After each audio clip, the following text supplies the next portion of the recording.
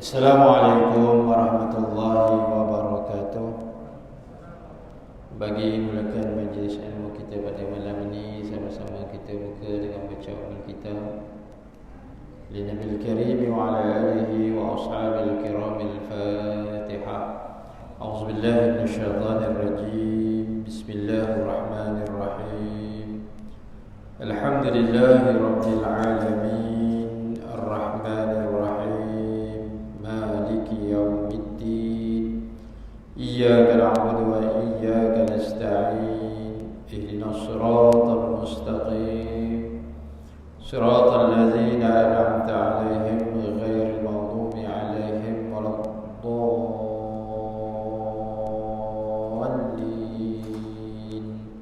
آمين.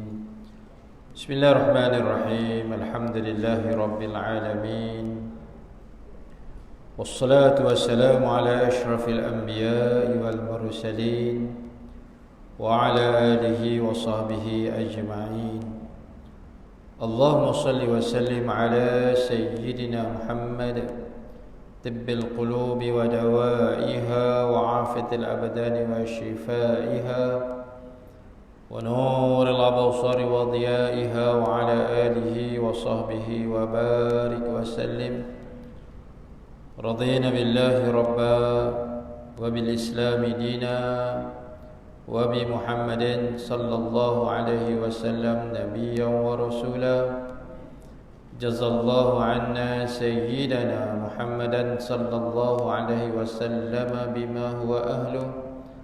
ربنا آتنا في الدنيا حسنة وفي الآخرة حسنة وقنا عذاب النار.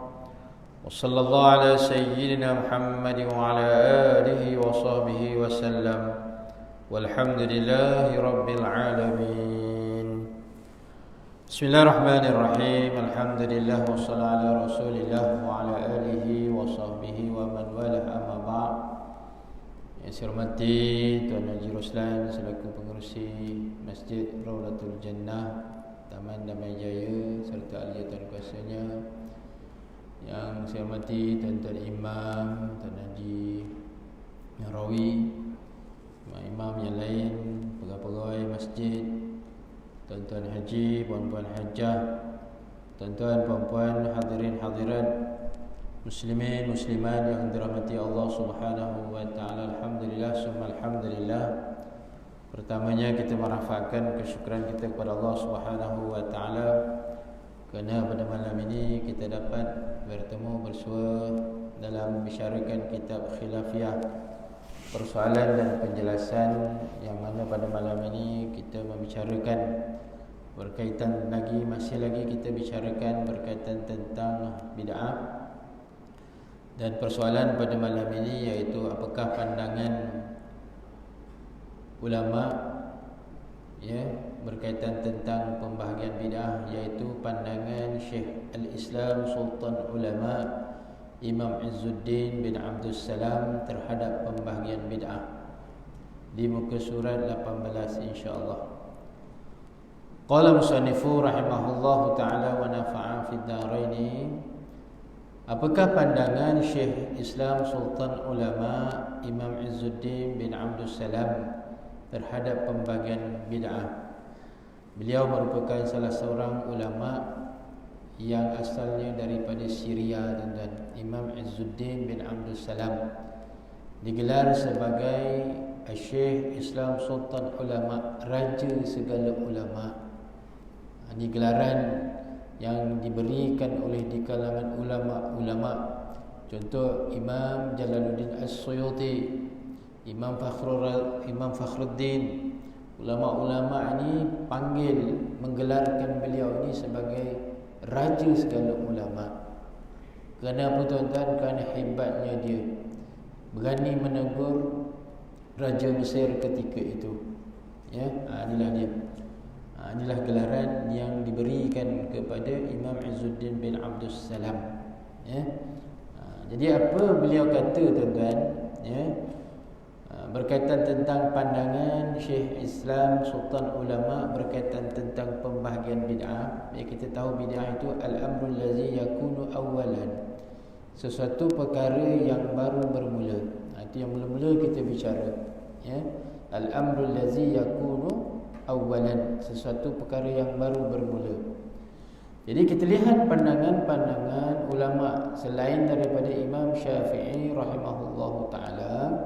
Jadi Imam Izzuddin bin Abdul Salam menjelaskan kepada kita, ya, dia kata apa tuan-tuan? Al-bid'atu fi'lu ma lam yuhad fi asri Rasulullah sallallahu alaihi wasallam wa hiya munqasimatun bid'atin wajibatin wa bid'atin muharramatin wa bid'atin mandubatin wa bid'atin makruhatin wa bid'atin mubahatin. Inilah yang dijelaskan kepada kita pandangan Imam Izzuddin bin Abdul Salam berkaitan tentang bid'ah. Apa beliau kata tuan-tuan? Ya, al-bid'atu fi'lu ma lam yuhad fi asri Rasulullah sallallahu alaihi wasallam. Beliau menyatakan bahawa bid'ah itu apa? Bid'ah itu adalah perbuatan yang tidak pernah ada pada zaman Rasulullah sallallahu alaihi wasallam. Ini beliau jelaskan kepada kita. Ya. Beliau nyatakan kepada kita, bid'ah itu tidak ada berlaku pada zaman Rasulullah sallallahu alaihi wasallam. Malam Jumaat kita baca surah Yasin, pergi rumah orang buat tahlilan, ada kenduri tahlil, kenduri, ya. Orang dah meninggal dibuat tahlil 3 hari, 7 hari, 40 hari, ya. Sebagai apa? Ingatan tuan-tuan. Ingatan si hidup kepada si mati. Kalau tak buat tahlil tuan-tuan, dia lupa tuan-tuan. Orang yang kat sana tu rindu sangat, bilalah kau nak berkirim amalan kepada aku, ya. Rindu dia tuan-tuan. Kita ni tak rindu sebab tak masuk lagi. Nanti dah masuk barulah kita tertunggu-tunggu, ternanti-nanti. Ya, macam orang tak pernah datang rumah kita tuan-tuan. Tak nak datang ke rumah kita. Ya Allah, kenapa orang tak datang rumah aku? Rindu kan? Bila orang datang, selalu datang, risau pula, asyik datang di rumah aku. Masya Allah. Datang tetamu itu membawa rahmat. Dia balik, balak pun dibawa sikit kan. Maknanya ditinggalkan. Perkara yang tak baik itu insya-Allah mudah-mudahan Allah Taala tinggalkan. Ya. Bawa rahmat. Itu yang kita nak. Jadi amalan yang dilakukan oleh masyarakat Nusantara, ini amalan-amalan Nusantara tuan-tuan.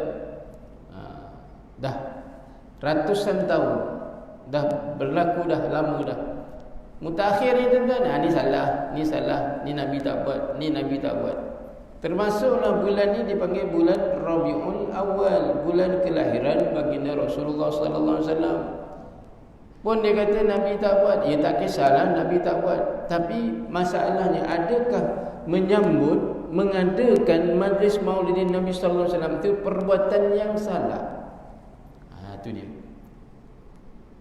Kalau perbuatan menyambut hari lahir Rasulullah sallallahu alaihi wasallam itu salah, mana salahnya? Tunjukkan. Tak ada ustaz, Nabi tak buat. Masya-Allah. Ya, kan kita nak beramal tuan-tuan. Bila menyambut hari lahir Rasulullah sallallahu alaihi wasallam, apa yang kita buat? Kita diingatkan sejarah Rasulullah sallallahu alaihi wasallam. Kita didengarkan dengan pesanan-pesanan oleh ulama berkaitan tentang apakah pengajaran yang boleh diperolehi pada hari sambutnya kelahiran Rasulullah sallallahu alaihi wasallam. Ada tak pesanan-pesanan yang baik? Ada tak amalan-amalan yang akan dibawa agar kita melakukan? Sudah barang tentu ada. Ya. Lepas tu bagi orang makan. Ya. Wa ta'amut ta'am. Nabi kan suruh galakkan bagi makan.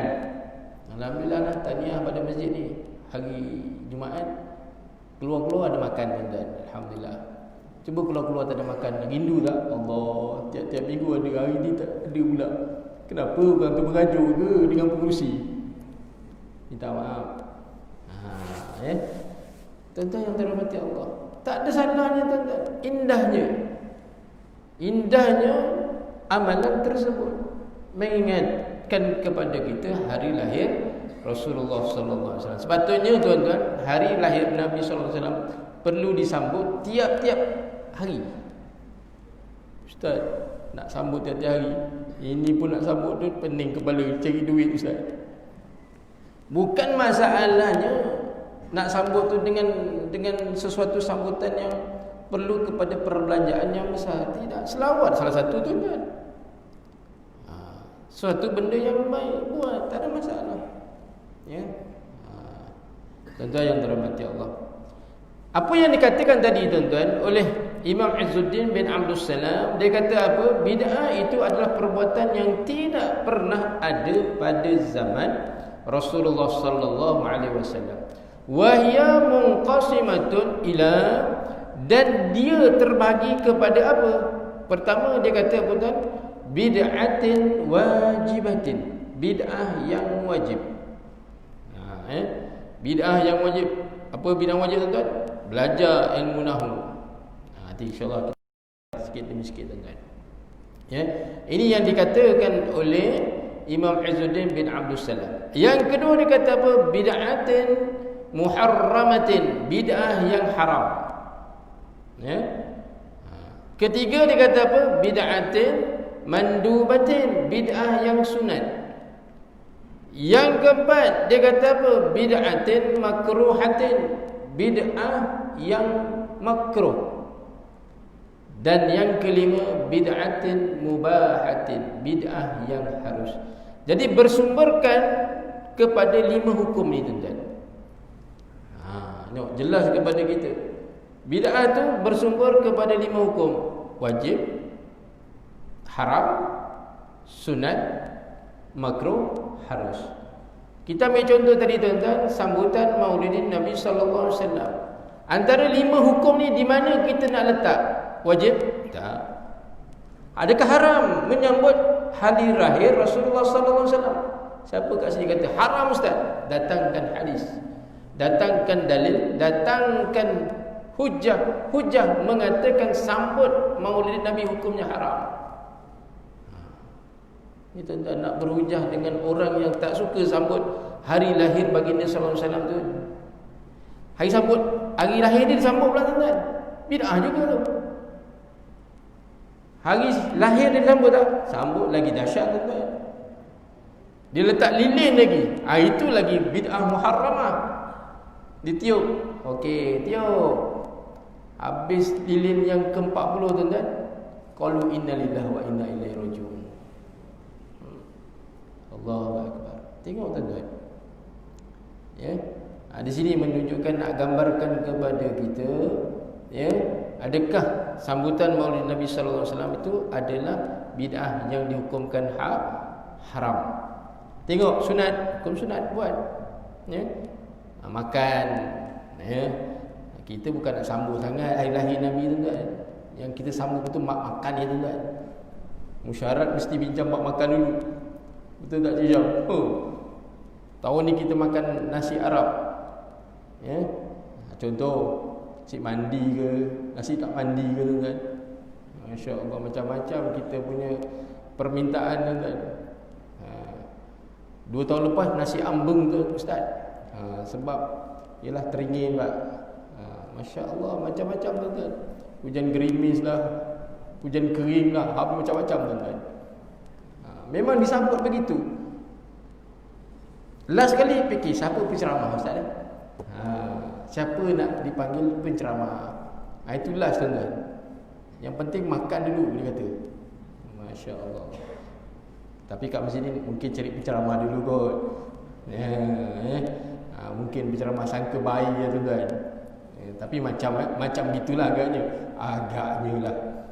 Tuan-tuan yang dirahmati Allah Subhanahu Wa Taala. Kita tengok pula bid'atin makruhatin, adakah menyambut hari lahir Rasulullah sallallahu alaihi wasallam hukumnya makruh? Kalau makruh mana dia? Kita cari tuan-tuan. Baca Yasin setiap malam Jumaat, mana makruhnya? Mana haramnya? Tengok. Kita baca suratul Mulk sebelum balik rumah. Apa dia? Haram? Ada haram?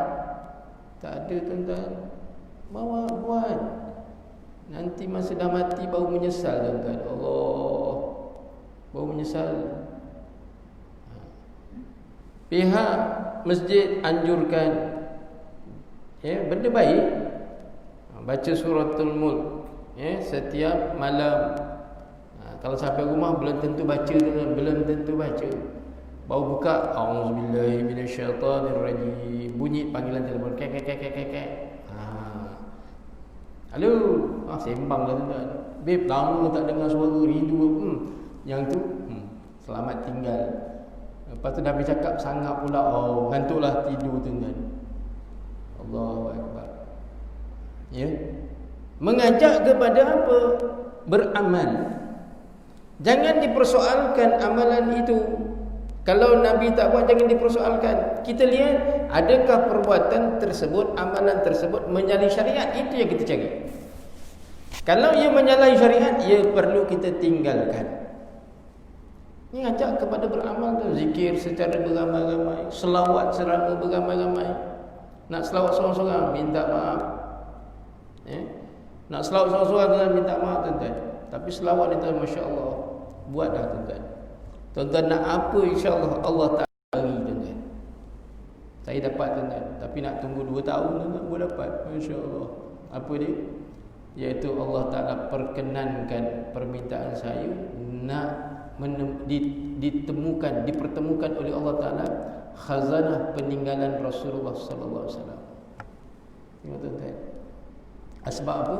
Selawat kepada Nabi sallallahu alaihi wasallam. Allah Taala bagi tuan, tapi tunggu 2 tahun. Dapat tuan-tuan. Ni Allah Taala bagi kepada kita asbab selawat. Nabi sebut apa? Sallu alayya, berselawatlah kalian kepada aku. Nabi suruh. Sebab selawat itu, jangan selawat 1, 2, 3 cukup Ustaz. Tuan-tuan jangan. Sekurang-kurangnya 1000 kali setiap hari tuan-tuan. Sekurang-kurangnya. Bila Ustaz nak selawat, Masya Allah, tuan-tuan main handphone berjam sanggup dengan selawat, bukan payah pun. Mandu selawat. Apa lagi? Sambil Allah selamat. Sambil menunggu azan, tuan-tuan dah sampai masjid, selawat. Selepas menunaikan solat tahiyatul masjid, selawat. Tapi handphone tetap juga tengok 5 minit tuan-tuan, selawat tu rasanya lebih daripada 100 tuan-tuan. Allahu Akbar. Mudah itu tuan. Sebab tu diajak selawat secara beramai-ramai. Contoh program selawat kamilah. Yang dalam tahun ni dianjurkan pula PKP pula tuan-tuan. Masya Allah. Dah tertangguh lagi, tak apalah. Tapi asbab selawat ni insya-Allah tuan-tuan. Covid pun segan sikit tuan-tuan. Covid-19 segan. Segan kepada pengamal-pengamal selawat, pengamal-pengamal zikir. Yakin dan percayalah. Covid ni tak kenal orang tuan-tuan. Dia tak kenal pun orang tu baik ke, orang tu tak baik ke. Tapi kita minta dengan Allah, kita selawat, kita zikir, minta ya Allah lindungi daripada Covid. Tadi Imam baca Allahumma inna na'udzubika minal barasi wal jununi wal juzami min sayyi'il asqam. Itu doa mencegah, dijauhkan daripada wabak, termasuklah Covid-19. Kita pun amin pun malas saja. Geramnya aku dengar. Amin, amin. Malaikat doakan kita tuan. Allahumma ighfir lahu warhamhu. Ya Allah, ampunkan dia, rahmatilah dia. Masya Allah. Tapi kat masjid lain lah, bukan masjid ni. Tuan-tuan yang dirahmati Allah. Yang seterusnya, kemudian Syekh Imam Izzuddin bin Abdul Salam dia kata lagi apa? Fa in dakhalat fi qawa'idil ijabi fahiya wajibatun. Dan jika ia termasuk dalam kaedah yang mewajibkan, maka ia adalah wajib. Mudah itu kan? Mudah je Imam Izzuddin nak bagi faham kepada kita. Nak bagi faham kepada kita. Wa in dakhala fi qawaid at-tahrimi fahiya muharramatun. Dan sekiranya ia termasuk dalam kaedah yang menjadikan haram, maka ia haram. Macam contoh tuan-tuan, apa ya?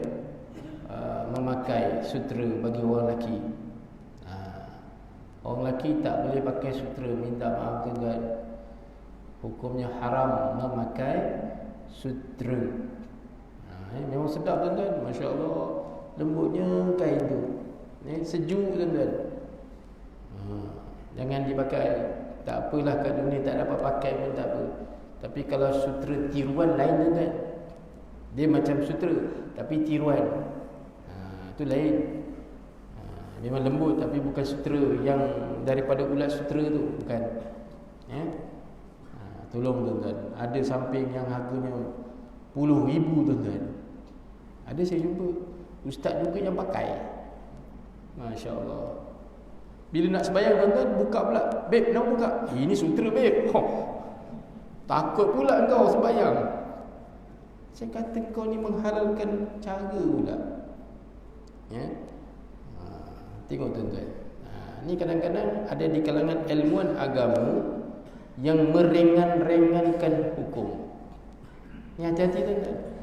Contoh, selain daripada pakai sutera, apa lagi? Solat jamak dan qasar. Tak sampai 80 km tuan-tuan. Tak apalah, jamak dan qasar lah. Maka orang tahu. Tengok. Masya Allah. Tengok tuan-tuan. Hukum bukan boleh buat main-main. Tengok bola, bolehlah jamak qasar. JDT lawan Kedah contoh tuan-tuan. Ini cerita tahun yang lalu tuan-tuan. Dah sembahyang dah, alhamdulillah, jamak qasar. Siapa ajar? Tidak mengharuskan jamak qasar kalau kita tengok bola.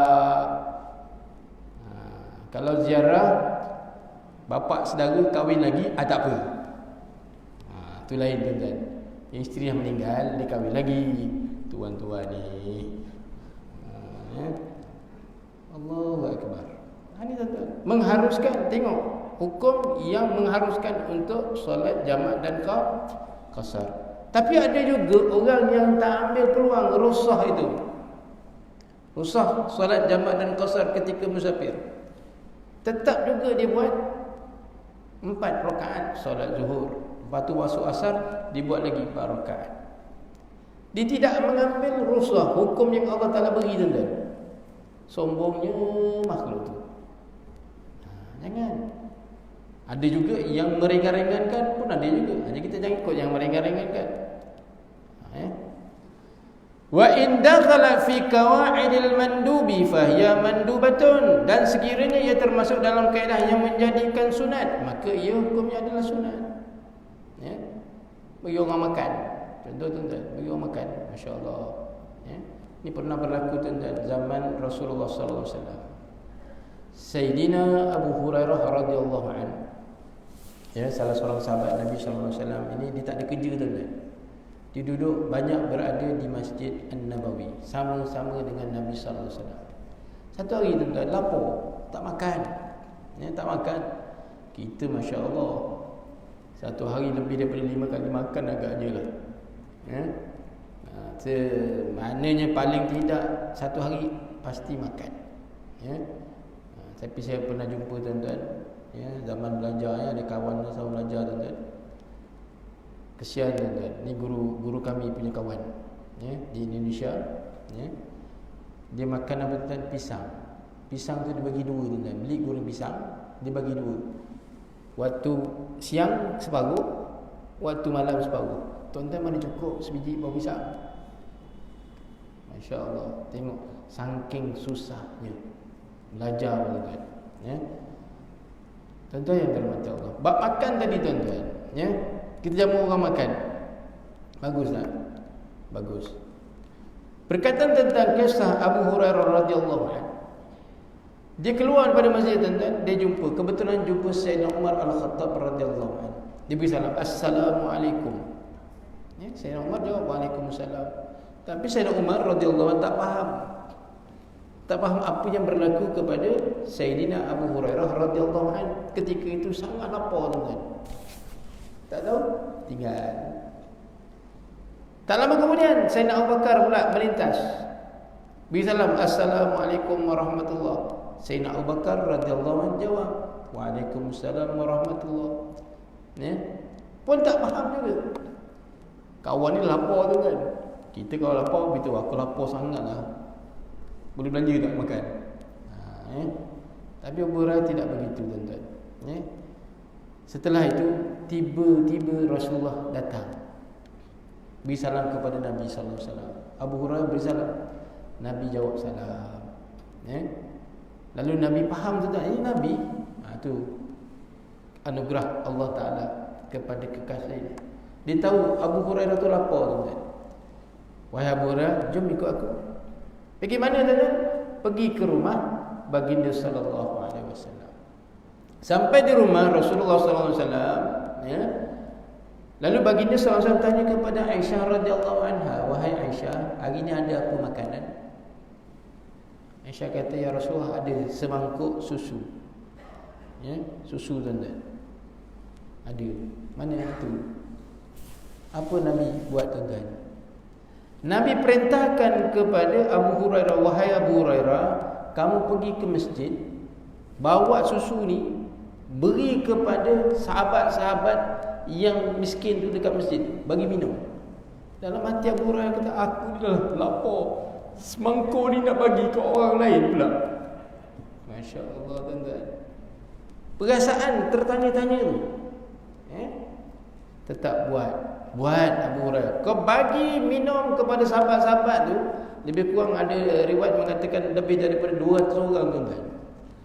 Semari ini kalau sebotol tuan-tuan nak jamu 200 orang, minta maaf tuan-tuan. Itu akal kita kan. Ya. Abu Hurairah pun pergi ikut apa yang Nabi sallallahu alaihi wasallam perintahkan. Pergi tuan-tuan, jumpa sahabat bagi minum. Bagi sampai kenyang tuan-tuan. Minum sampai kenyang, minum. Seorang kenyang.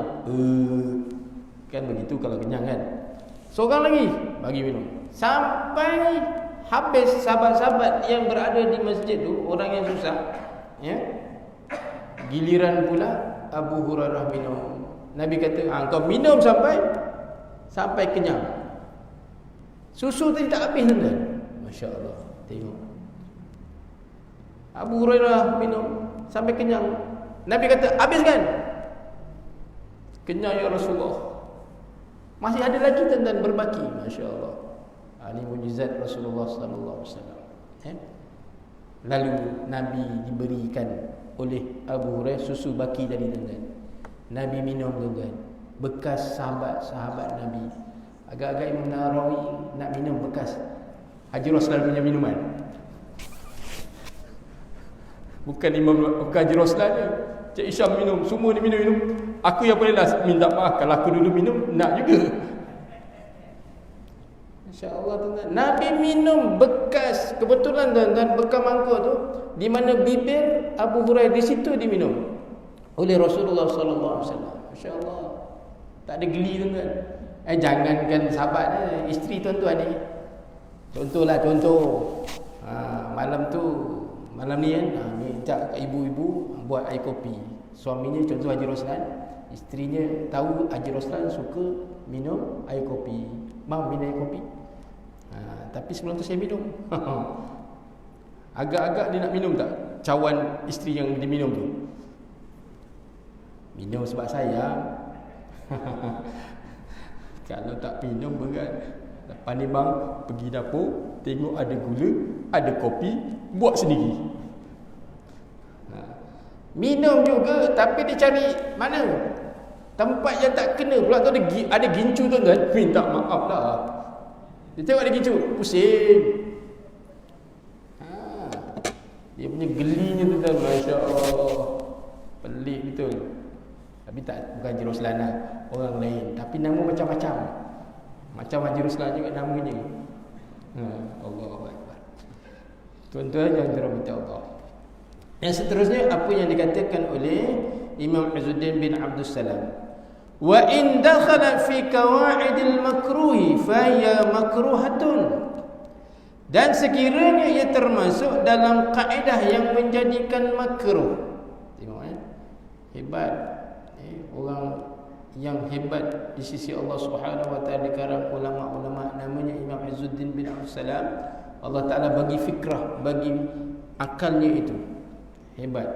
Nak menolak, nak jelaskan, nak bagi faham kepada orang yang meremeh-remehkan masalah perkara perbuatan baru yang tidak dilakukan oleh Nabi, yang tidak menyalahi syariat. Ya. Kalau benda itu termasuk perkara yang makruh, maka hukumnya makruh. Contoh betul, makan bawang putih, ya, makan durian.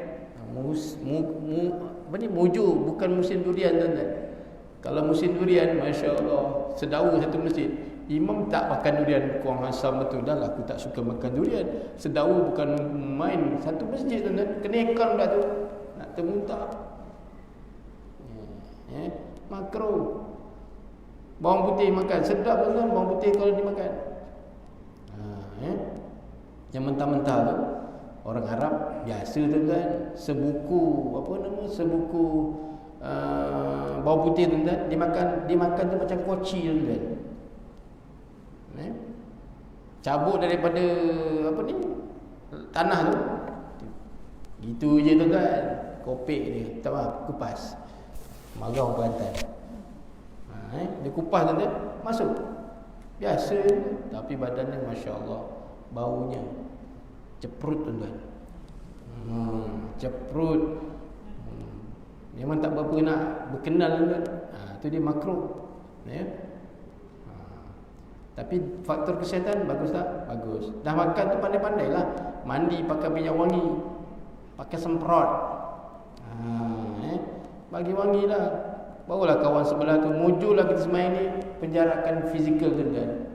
Kalau dapat tu Masya Allah, baunya kau, ya Allah. Yang seterusnya kata Imam Izzuddin bin Abdul Salam, wa in dakhalat fi qawaidil mubahi fa ya mubahatun. Dan sekiranya ia termasuk dalam kaedah yang menjadikan harus, maka ia harus. Tengok tuan-tuan. Pembahagian ini merujuk kepada bid'ah itu sendiri sebagai perkara baharu, bukan sebagai hukum. Bid'ah ni bukan hukum tuan-tuan. Kena ingat ni bila ni bid'ah. Hukum. Baca Yasin tolak. Pergi kubur tolak. Ya. Baca Quran di kubur tolak. Masya-Allah. Ya. Sedangkan ziarah kubur tu digalakkan oleh Rasulullah sallallahu alaihi wasallam, khususnya pada hari Jumaat tuan-tuan. Kalau andai katalah bapak kita dikubumikan di Johor Bahru, kita orang Johor Bahru, dikubumikan Johor Bahru, sangat digalakkan tuan-tuan. Pergi. Kan membentuk hati tuan-tuan. Kalau hati kita keras, apa cara dia? Banyakkanlah ziarah kubur. Ya. Kalau hati keras, hati kering ke hati keras, gitulah. Yang kedua, baca Quran. Biasa dua benda ni malah ada. Itu keras je, kematu tuan-tuan. Nak bentuk hati supaya jadi orang yang penyabar, ya. Jadi orang yang bagus, ya. Ini dia. Dalam arti kata lain, bid'ah bukanlah hukum. Ini kerana hukum taklifi, hukum yang dipertanggungjawabkan kepada kita ni apa dia? Ada 5 sahaja. Apa dia? Wajib, haram, sunat, makruh dan harus. Ya. Apatah lagi tuan-tuan, ya. Perkara-perkara yang sunat, yang wajibnya alhamdulillah tak ada masalah. Yang sunat ni rajin-rajinlah buat. Lagi dah kalau umur 40 tahun, minta maaf. Kalau umur 40 tahun rajin-rajin sembahyang qabliyah dan ba'diyah. Rajin-rajin kalau umur 40. Masuk umur 50, rajin-rajin qiyamul lail. Bukan qiyamul lail. Rajin-rajin. Dah 50 dekat dengan kubur tuan-tuan, minta maaf. Ini 50 steady lagi. Qabliyah ba'diyah minta maaf. Tunggu imam, tunggu Bilal qomat. Allahu akbar, Allahu akbar. Baru start betul. Mentang-mentang rumah dia dekat tuan-tuan. Cuba buat perangai ni dekat Mekah. Minta maaf tak dapat masuk dalam masjid.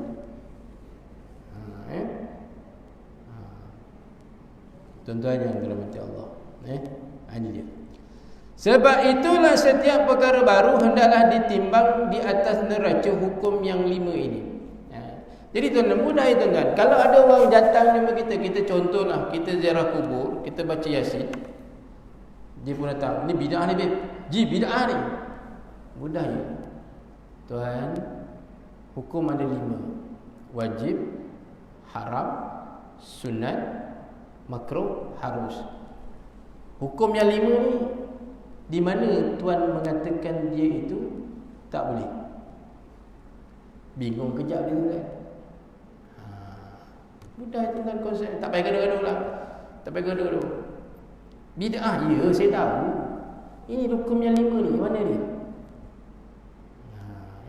Tapi tuan-tuan ni kalau jenis jumpa orang ni, jangan gaduh tuan. Kita kalau betul, memang dari sudut hukum kita betul. Ya. Tapi kita bimbang tuan, akhirnya hati kita tu jadi keras. Sebab apa? Kita berbalah dalam hal berkaitan tentang itu. Cuma kita doakan ya Allah, moga-moga dia tu terbukalah hatinya. Ya. Sebagaimana yang saya pernah cerita pada tuan-tuan siri yang lalu. Ya. Dia kata orang Malaysia ni semuanya ahli bid'ah. Kalau ikutkan hati geram tuan-tuan, aku nak debik yang muka kau. Tapi kita sebab tak apalah. Ya.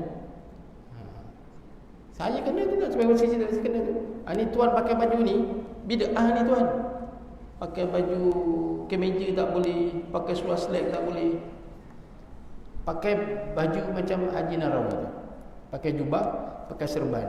Itu sunat. Itu betul dia kata. Itu tak bid'ah. Masya-Allah. Tak faham konsep. Tapi dia pakai kereta pula tuan-tuan. Bawa kereta karnival pula kereta dia. Masya-Allah. Bagi dan laluan azan insya-Allah, kemudian kita sambung sikit lagi tuan-tuan. Dipersilakan.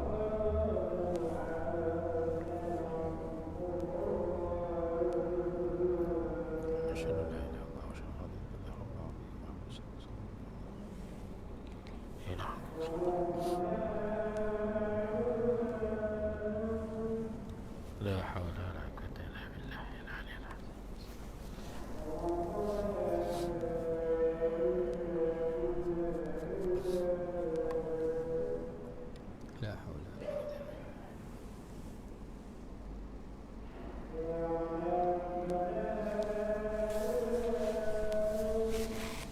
la haula wala quwwata illa billah.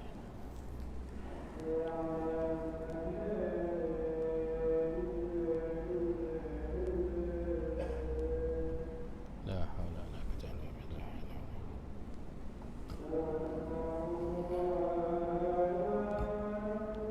Allahu akbar, Allahu akbar.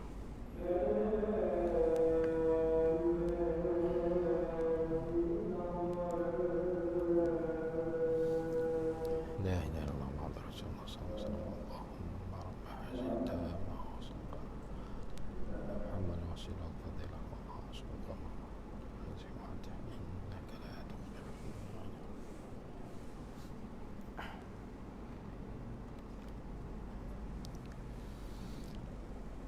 Bismillahirrahmanirrahim. Tuan-tuan puan-puan yang dirahmati Allah Subhanahu wa taala. Kita sambung lagi tuan-tuan sikit di muka surat 19 ya. Apa yang dinyatakan oleh Imam Izzuddin bin Abdul Salam ya. Imam Izzuddin bin Abdul Salam seterusnya memberikan contoh bid'ah itu mengikut bahagiannya, iaitu yang pertama wajib. Bid'ah yang wajib. Ya. Dia kata apa? Mengkaji ilmu tata bahasa, iaitu ilmu nahwu, untuk memahami Al-Quran dan hadis. Ilmu nahwu ni tuan-tuan, yang letak baris tuan-tuan. Kita baca Fatihah Bismillahirrahmanirrahim. Kenapa barisnya Bismillahi? Kenapa tak baca Bismillah? Itu dia peranan tata bahasa, ilmu nahwu. Ini memang sangat penting tuan. Kita baca Quran dan hujung dah diletak baris. Ya. Andai kata Quran itu tidak diletak baris, memang confirm tuan-tuan. Boleh sebut tapi tak betul. Boleh sebut tapi tak betul.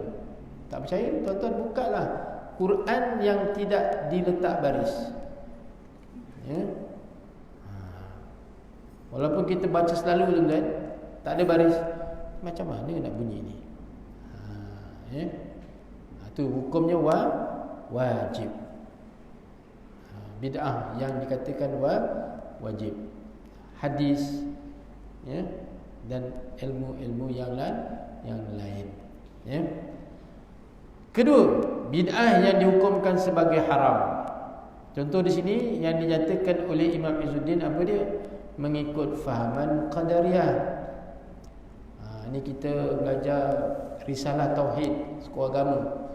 Siapa yang pernah dulu ya belajar tuan-tuan sekolah agama kerajaan Johor dulu, risalah tauhid dipanggil i'tiqad qadariyah, i'tiqad jabariyah. Apa itu i'tiqad qadariyah? Dia berusaha semata-mata tuan-tuan. Dia tidak berserah kepada Allah Subhanahu wa taala. Aku kaya gaji kerja, kau tahu tak? Marah tu. Itu dia i'tiqad qadariyah. Ini salah. Ini haram, jangan ikut. Tapi kadang-kadang tuan kita buat. Ya. Begitu juga dengan i'tiqad jabariyah. Dia serah bulat-bulat dengan Allah. Tak apalah aku miskin ni, memang Allah Taala bagi aku miskin. Serah bulat-bulat kepada Allah. Tak boleh tuan-tuan. Tak boleh. Kena berusaha dan berserah kepada Allah Subhanahu wa taala. Itu yang betul. Itu i'tiqad ahli sunnah wal jamaah. Ya. Kita nak minum air tuan-tuan, tak dituang air ni, boleh minum? Tak apa, nanti Allah Taala minumkan aku lah. Tengok air kat situ ya tuan-tuan. Kadang-kadang tuan-tuan dah ada lah, tinggal minum je pun tak boleh pergi tuan-tuan. Itu dia. Tengok je, masya-Allah. Ya. Yang seterusnya, yang ketiga apa? Sunnat. Bid'ah yang dihukumkan sebagai sunnat. Contoh dia apa? Mendirikan sekolah. Alhamdulillah tuan-tuan, negara kita bina sekolah free lagi tuan-tuan. Ya tuan-tuan. Cuma belajar kat universiti kena bayar lebih. Masya-Allah. Termenung kita orang Melayu. Belajar kat universiti. Mana ada belajar kat universiti tuan-tuan bayar RM10 tuan-tuan. Tak ada tuan-tuan. Allahu Akbar. Tapi tuan-tuan, masa saya mengaji dulu di Mesir, ya, saya punya iuran sangat murah tuan-tuan. Berapa? RM4 tuan-tuan. Belajar kat Mesir RM4 je tuan-tuan. Kali belajar setahun bayar RM4 je. Masya-Allah. Cuma kita bayar yang lain lah, sewa rumah, belajar, beli kitab tu kena bayar lah. Tapi iuran universiti RM4 je. Masya-Allah, sangat murah. Tak berlaku mana-mana universiti di dunia ni, kecuali Universiti Al-Azhar, RM4 dia tuan-tuan. Tapi sekarang saya difahamkan lebih kurang 100, setengah RM200, 100 sen. 6 bulan tu murah lagi tuan-tuan. Masih murah lagi. Sebab apa? Ada penderma-penderma daripada negara-negara Islam yang menginfakkan harta mereka tu dibayar kepada Universiti Azhar. Masya-Allah tuan-tuan. Itu dia. Maknanya jariahnya sentiasa. Ada negara-negara tuan-tuan yang memang menginfakkan harta mereka. Siapa belajar tuan-tuan, memang free. Itu syaratnya tuan-tuan. Syarat aja. Masya-Allah. Itu yang sekali kuliah tuan-tuan, sekali masuk dewan belajar tu 2,000 orang. Dewan lebih kurang besar 2 kali ganda tempat musalla kita, tempat sembahyang ni tuan, 2 kali ganda. Tapi 2,000 tuan, student. Siapa lambat memang duduk kat luar lah. Tahun pertama tu memang ramai, masya-Allah, ramai manusia. 2,000, 3,000. Tahun akhir tinggal 400 orang. Yang lain syuhada. Masya-Allah tuan. Ya tuan. Memang susah nak lulus. Memang susah, masya-Allah. Allah Taala tolong kita tuan, insya-Allah. Mendirikan sekolah, tempat pengajian, hukumnya apa? Bid'ah yang dikatakan sunat. Alhamdulillah. Tempat pengajian. Yang keempat, hukum dikatakan bid'ah yang makruh, iaitu apa? Menghias masjid dengan ukiran-ukiran. Alhamdulillah. Kalau ada masjid yang penuh dengan ukiran tuan-tuan, agak-agak nak sembahyang tahiyatul masjid dulu ke nak tengok dulu ukiran? Confirm tuan-tuan, masuk je. Masya-Allah, cantiknya masjid ni. Lupa nak sunat tahiyatul masjid tuan-tuan. Apatah lagi kalau sembahyang Allahu Akbar, tengok mata dia melilau tuan-tuan. Masya-Allah. Agak-agak sembahyang ni macam mana tuan? Khusyuk tak? Habis tuan-tuan. Habis. Itu dikatakan bid'ah yang hukumnya makruh, terganggu sembahyang. Sebab tu tuan-tuan kena hati-hati menguruskan masjid. Jangan dihiaskan terlampau cantik tuan-tuan masjid ni. Buat ala kadar, kemas, bersih, mata mandang tu tenang. Ini masya-Allah berkerawang-kerawang tuan-tuan. Contohlah. Contoh macam kat Mesir tu ada. Masuk tuan-tuan, siling tuan-tuan macam kapet tuan-tuan. Ukiran kapet tu. Masya-Allah. Memang hebat. Kita lupa tuan-tuan. Sedangkan tu masjid untuk ibadah. Cantik tu betul lah, tapi kita takut kita memang khusyuk dah tak ada tuan-tuan. Tuan-tuan yang dirahmati Allah, itu hukumnya bid'ah yang makruh. Yang kelima, contoh yang diberikan oleh Imam Izzuddin bin Abdul Salam, harus, bid'ah yang harus bersalaman selepas solat subuh dan asar, dan membuat kelapangan dalam urusan makan, minum, pakaian dan tempat tinggal. Itu dikatakan bid'ah yang harus. Salam. Sebab tu ada setengah orang, ini bukan sebelum PKP tuan-tuan. Jangan cerita masa PKP. PKP ni memanglah sabar je lah tuan-tuan. Kita sebab tak nak salam ni takut mungkin kita yang bawa virus tu. Hati-hati kan. Tapi kalau Rasa yakin nak salam, salam lah. Kalau saya orang wuduk, saya salam. Orang wuduk, salam. Tawakal pada Allah Ta'ala. Selawat banyak insyaAllah. Kita sangka baik je. Haji Rasulullah salam lah.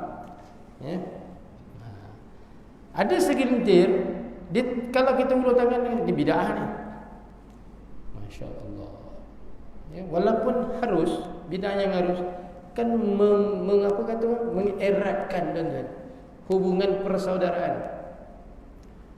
Contohlah Haji Roslan nak salam dengan saya tak nak. Agak-agak macam mana Haji Roslan kata, sombongnya engkau ya. Masya Allah. Tak salah tuan-tuan. Amalan tu amalan yang mulia. Buat jangan kita memandang sesuatu amalan yang itu salah walaupun tidak dilakukan oleh baginda sallallahu alaihi wasallam. Ulama yang menyokong pembahagian Imam Izzuddin bin Abdul Salam. Siapakah di kalangan para ulama yang bersetuju dengan pandangan Imam Izzuddin? Jawapannya insya-Allah kita akan ikuti, siri akan datang. Jadi kita tawakuf tuan-tuan dengan tasbih kafarah dan suratul Asr. Bismillahirrahmanirrahim. Subhanakallah bihamdika asyhadu an la ilaha illa anta astaghfiruka wa atubu ilaik. Bismillahirrahmanirrahim. Wal 'asr innal insana lafi khusr illa allazina amanu wa 'amilus solihat wa tawasaw bil haqqi wa tawasaw bis sabr. Aqulu qawli hadza wa astaghfirullahal azim li wa lakum. Assalamu alaikum warahmatullahi wabarakatuh.